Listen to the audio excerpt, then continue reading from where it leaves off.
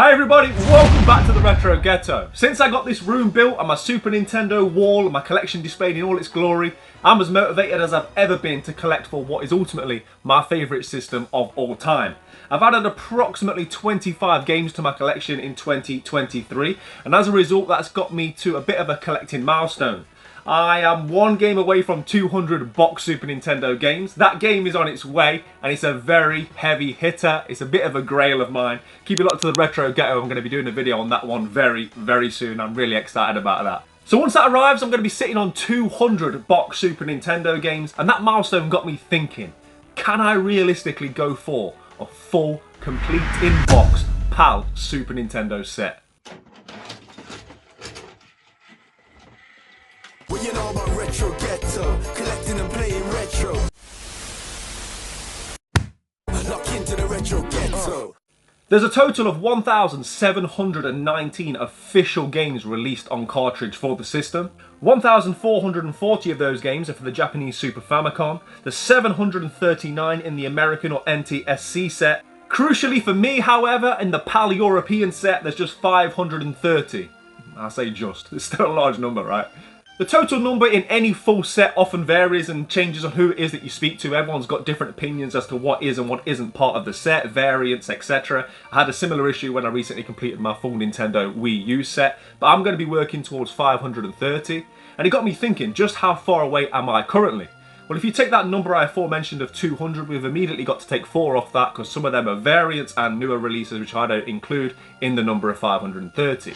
So that then takes us to 196. That would leave me with 334 games left to add to my collection. It's taken me approximately 6 years to get to the 37% of the full set that I've currently got, and at the current rate it would take me until the year 2032 to complete the entire set.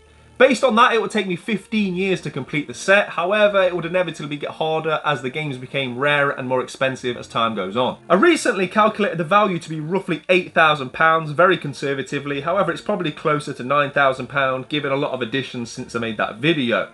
At the rate of £9,000 for 37%, a full set would cost me in the region of £22,500, or a used BMW M4 with approximately 70,000 miles on the clock. Although that's probably going down in value while hopefully my Super Nintendo collection's going upwards. However, in reality it would actually cost me a lot more than that because I already have quite a lot of the widely available cheaper titles. Also, I've been collecting for 6 years and the prices currently are just going up and up and up, so I bought quite a few of these titles when they were considered to be cheaper than they are right now. And that takes me nicely onto what is one of the biggest obstacles with completing the full set, and that is of course the price of some of the most expensive titles for the system. I had a quick look at the eBay sold listings, excluding sealed and collector's editions, and some of the most expensive games recently sold on eBay were Mega Man 7 for £950, and then there's the likes of Breath of Fire, Time Tracks, Wolfenstein 3D, all of which sold for in and around the £500 mark.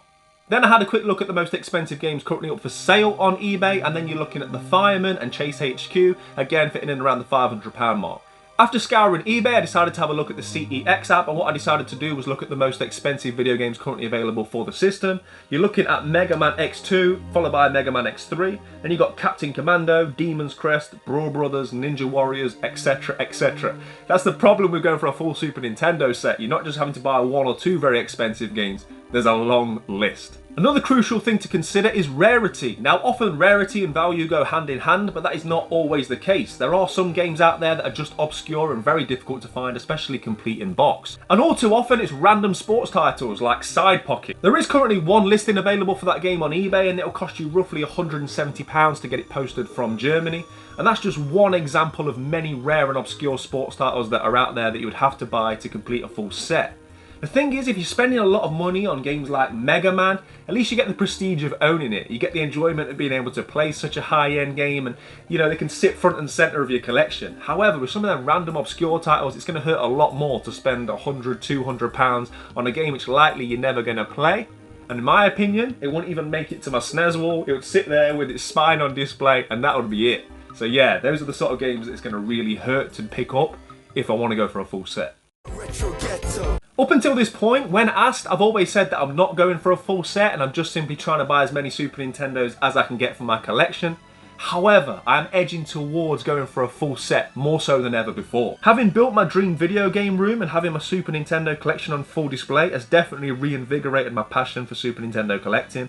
Also, hitting 200 box games has really made me question if it's actually possible to go for the full set. One of the huge things that would help me with this seemingly impossible task is the way in which I collect. I'm far from a mint collector. I'm more than happy with video games that a lot of other collectors wouldn't be happy with. For me, a little bit of age and wear and tatty corners on boxes doesn't offend me too much at all.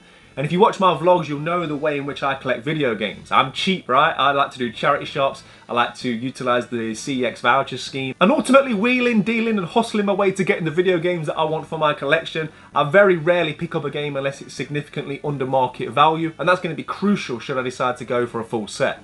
Another key point to look at is manuals, instruction booklets, posters, maps and whatever else came with these video games when they were originally released. Whilst of course I will be looking to pick these up where possible, that's not my main goal. My main goal would be to get these games boxed, manuals where possible, but if needs be, once I've got the full set boxed, that's when I will be looking to add manuals, maps, etc. that I need to further complete my set.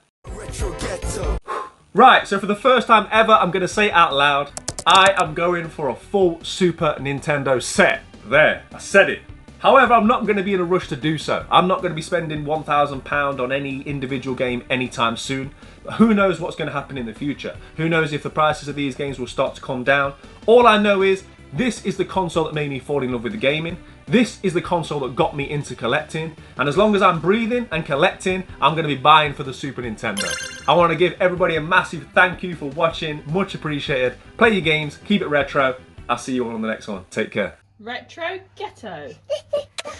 And finally, I want to give a huge shout out to Geeks-line for sending me this Super Nintendo Anthology. There's everything in here you could ever wish to know on every single Super Nintendo game and the hardware itself. It was a massive help in the research for this video, and I'll put a link in the description below should you be interested in taking a look at one of these yourselves. Thanks again.